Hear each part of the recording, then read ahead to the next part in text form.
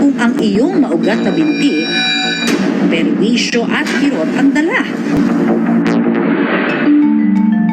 Ang 29 anyos na si Gretchen, mahigit isang dekada na raw pinoproblema ang nakaumbok sa kanyang parehong binti.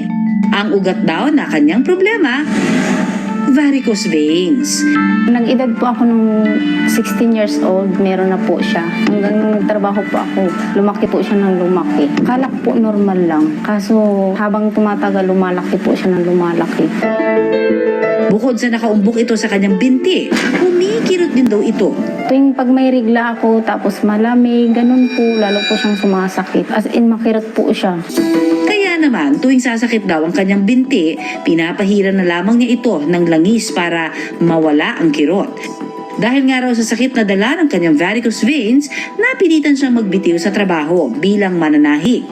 Bilang mananahi kasi, maghapon siyang nakaupo. Pag yung galing po ako sa trabaho, uwi ako sa bahay, kumikirot na po siya. Sobrang sakit po, kailangan ko po mag-resign sa trabaho. It can be acquired through lifestyle. Kunyari, ang lifestyle ang trabaho, security guard, yung lagi nakatayo, o kaya lagi nakaupo, saka yung mga sedentary ang buhay. Walang movement sa lower extremities. Paniwala pa ni Gretchen na mana raw niya ang pagkakaroon ng varicose veins sa kanyang ama.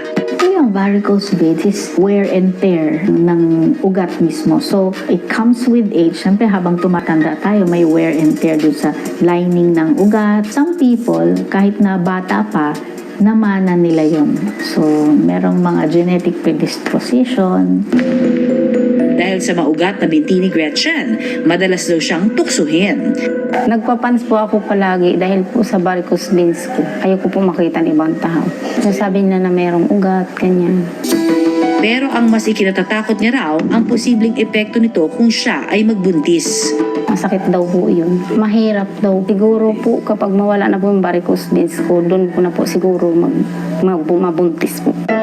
Ayon kay Dr. Bernadette Nang Chua, kapag nagbuntis daw kasi, siguradong masasakit ang varicose veins sa binti. Minsan, pregnancy, pag ang babae nabuntis, it adds pressure to the veins dun sa baba. Mas naglalakihan na.